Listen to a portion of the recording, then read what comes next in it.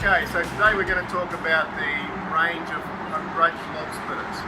We've got 3 in the range, the 30-ton petrol, 45-ton petrol and 45-ton diesel. This one in front of me here is the 45-ton diesel. All of the units run exactly the same chassis, they're on exactly the same frame. So we can have a look at this one, and this represents all of the other units as well. So a couple of the features and benefits of these log splitters. On the back end here you've got a 40mm foot plate. So this is a 40mm solid piece of steel, which of course the timber pushes up against, so impossible to bend that. It's on a very strong I-beam. We've got an I-beam construction here, and you can see the runners that the cutting head runs on as well. This is also a cast cutting head. Just bear in mind, not all cutting heads are the same. A lot of them are fabricated. This is a cast one, which you will get endless years of life out of these. We can also option these up with a 4-way cutting head. So the cutting head simply bolts on to the main head. There's no need to change the entire head as you do on some.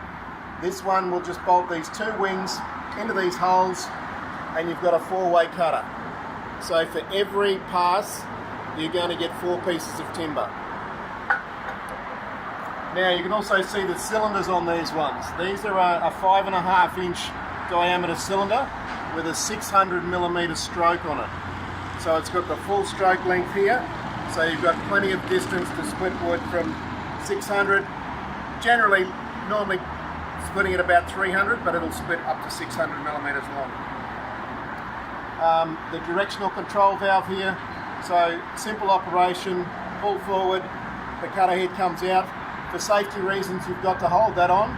On the return stroke, we can push it in and it will lock into the detent, so it will automatically return until it reaches the end. Okay, now one of the benefits of this machine as well is the cycle time speed. It's very important with cycle times. If you're splitting a lot of timber, you want it to be moving rapidly in and out. A lot of the splitters out there move very slowly, and it's going to increase your cutting time, of course. So I'll just show you the cycle time on this one. So it's 14 seconds from fully retracted out and back in.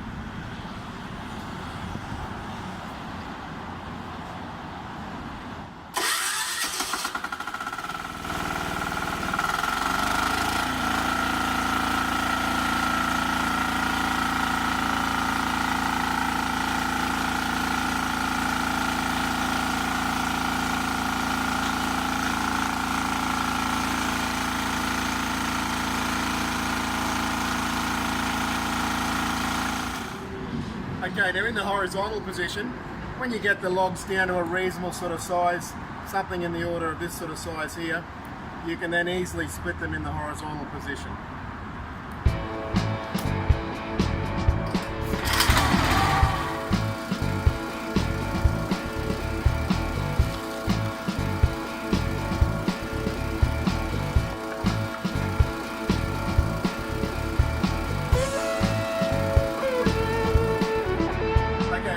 Splitters can run in either the horizontal position or raised up into the vertical position.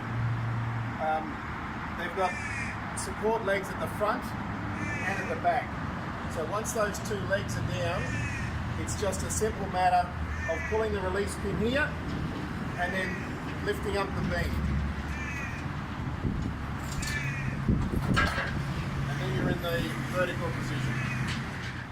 Okay, so as you can see, in the vertical position, you can put any size log you want. It doesn't matter what shape, what physical diameter is. You can just keep chopping away at the edges, and it's unlimited. In the horizontal position, you want to get it into a reasonable sort of size, but down here, it's ideal for the big logs. We've had logs in here up to 2 meters in diameter.